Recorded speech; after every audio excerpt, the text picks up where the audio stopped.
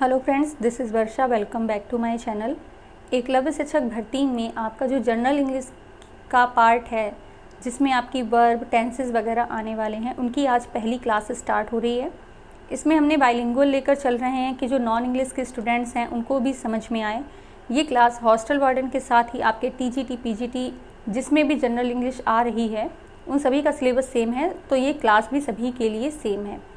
अगर आप चैनल पर नए हैं तो चैनल को लाइक, शेयर एंड सब्सक्राइब ज़रूर करिए। क्लास को ऐसे बनाया है कि सभी स्टूडेंट्स के अच्छे से समझ में आ जाए। अपना फीडबैक जो है वो ज़रूर कमेंट बॉक्स में करिएगा, ठीक है।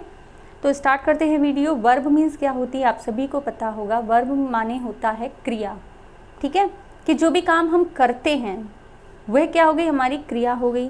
वर्ब, द वर्ब जो है वो लेटिन वर्ड वर्बम से यूज़ हुआ है। इसको याद करना ज़रूरी नहीं है, बट फिर भी आपके माइंड में रहना चाहिए। इसकी स्पेलिंग ज़रूर देख लीजिए, VERBUM, okay. Is the only essential word in the sentence. ये सबसे ज़रूरी शब्द होता है आपके वाक्य में।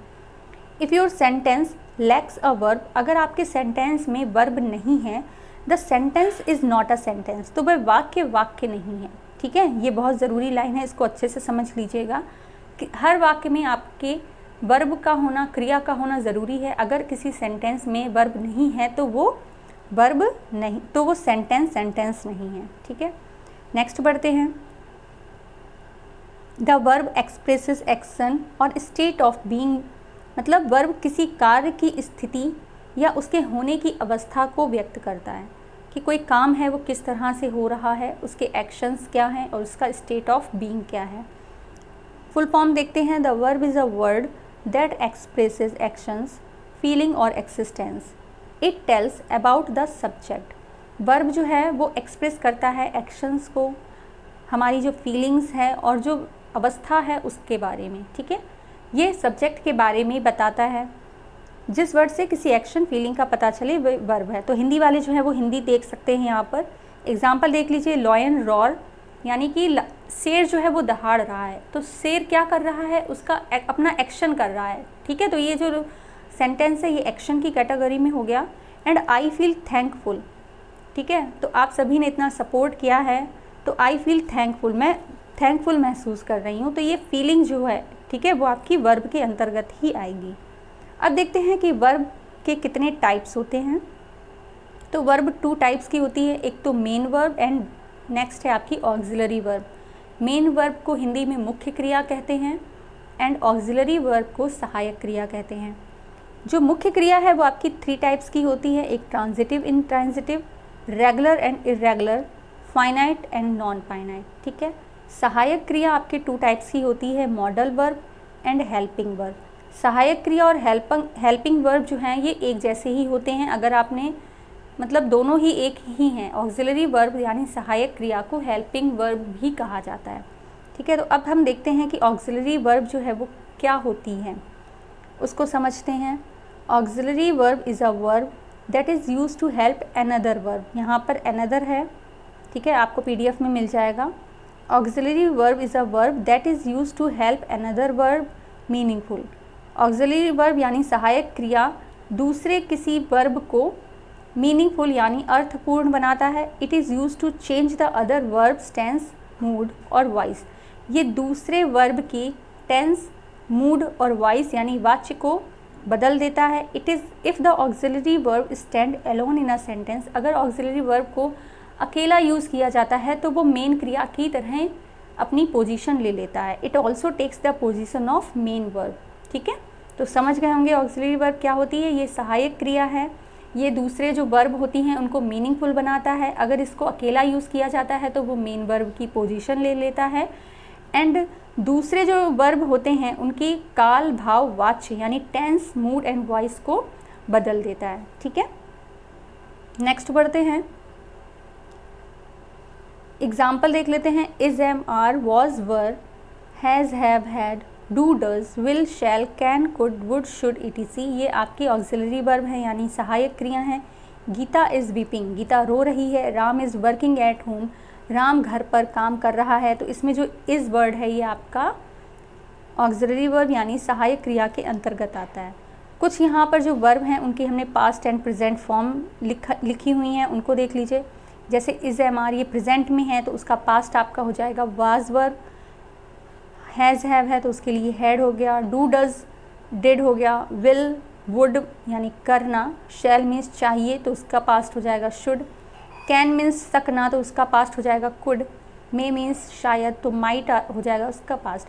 तो ये जो विल शैल कैन कुड में ये सारी चीज़ें जो हैं वो आपकी मॉडल वर्ब के अंतर्गत आती हैं, लेकिन हम प्रेजेंट पास यहाँ पर बता रहे हैं तो इस वजह से यहाँ पर इसको एक साथ ही लिख लिया। अब देखते हैं मॉडल वर्ब क्या होता है। तो modal verb are use to denote the possibility, probability, capability और नेसेसिटी ऑफ समथिंग हैपनिंग। अगर कोई घटना हो रही है, अगर कुछ हो रहा है तो उसकी कितनी संभावना है, उसकी कितनी क्षमता है, कितनी आवश्यकता है, इन सभी के बारे में हमें मॉडल वर्ब से पता चलता है। ठीक है, मॉडल वर्ब की विशेषताएं क्या होती हैं।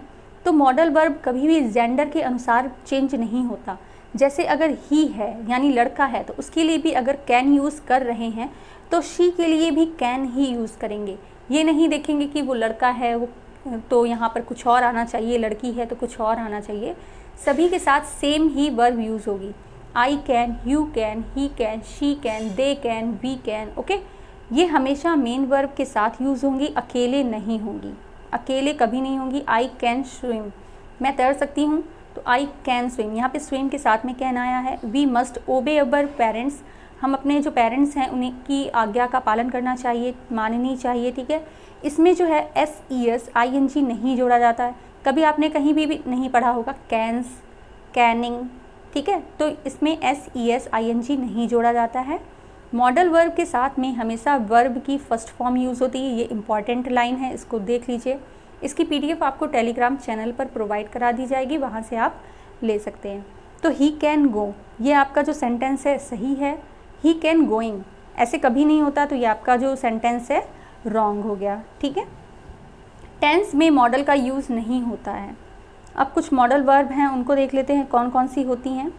तो आपकी जैसे could, can, will, would, may, might, should, must, ought to, use to.